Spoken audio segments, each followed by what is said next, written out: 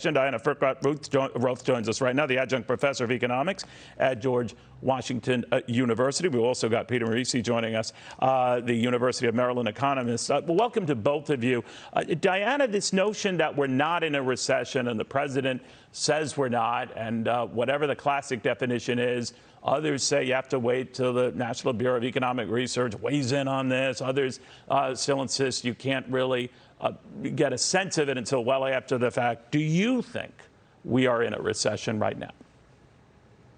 Well, we have 2 quarters of negative growth. A recession is generally defined in Republican administrations as 2 quarters of negative growth. So we are definitely in a recession.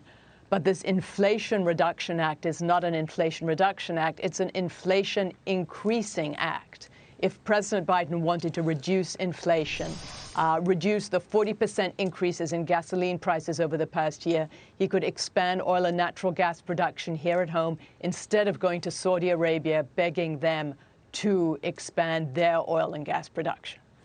So this would raise... Go ahead. Yeah.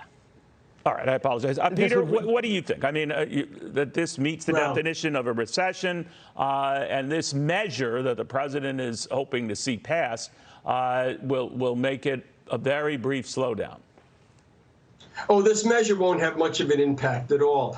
Whether or not it's a recession is something that will be determined months from now after they see things like, for example, personal income for this period, the final jobs data, and so forth. What really matters is the condition of the economy is deteriorating, inflation is increasing, and let's look at this measure. People are standing online to buy electric vehicles. The car companies can charge whatever they want. So now giving people subsidies to buy them, that's not going to lower the price. It's going to increase it. What's more, there's an income cap on it.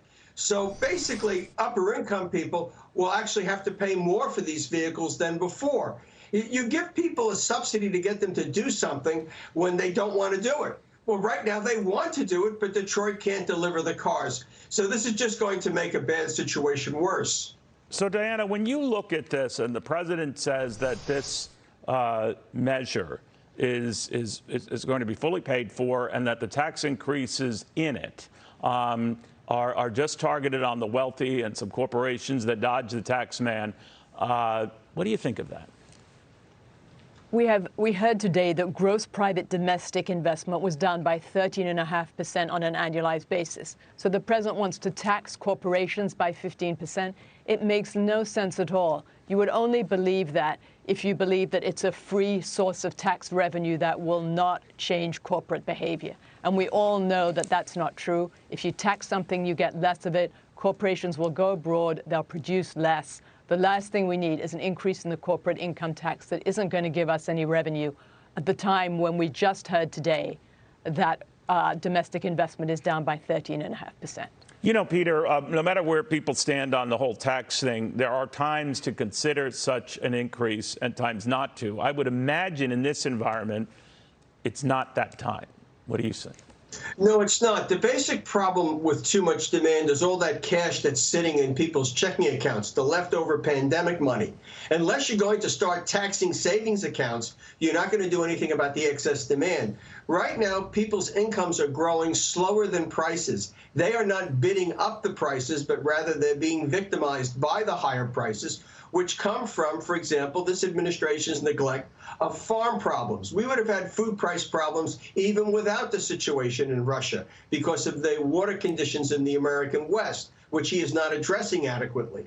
And of course, even releasing oil from the Strategic Petroleum Reserve doesn't help if you have no place to refine it.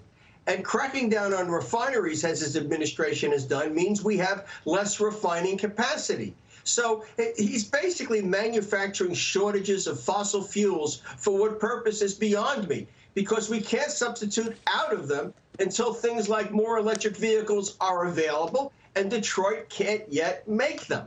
I mean, it's wholly out of sync, and it's basically someone who's rushing to impose an ideological agenda before the clock is up. And the clock is about to be up, because I suspect that looking at his approval ratings, the Republicans are not going to do very well in November. Well, that the Democrats are not going to do well in November, you're saying. Right? Excuse me, the Democrats are not going to do very well in November. Okay. And as a consequence, he won't even be able to find 50 votes in the Senate. Yeah, that's a real positive. Real quickly on that, Diana, it is true in winning over Manchin, you don't necessarily win over Kristen Sinema, or for that matter, Mark Kelly, of course, who's running to protect his seat, both from Arizona. So what you gain, you could lose, right? There's no guarantee that this even becomes a reality, right? In Washington, if you bet against a bill passing, then you're more likely to be right than if you bet for its passage. But we have very serious geopolitical problems with Russia cutting off natural gas to Europe. We need to be producing more oil and natural gas. We need to be speeding up pipeline construction instead of slowing it down. There's a lot President Biden could do without spending one single dime, just by reversing the instructions he's given to his individual agencies. Diana, final word. Peter, very good seeing you as well.